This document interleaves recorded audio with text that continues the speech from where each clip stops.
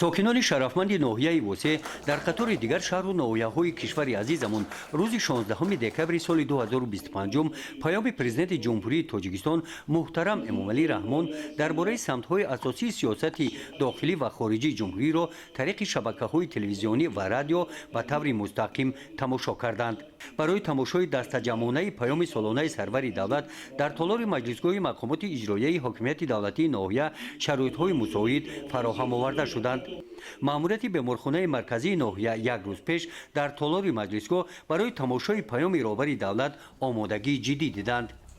дар ин рӯз дар ҳамаи ташкилоту муассисаҳои ҳудуди ноҳия дар ҳуҷраҳои корӣ кормандон паёми солонаи роҳбари давлатро тамошо карданд.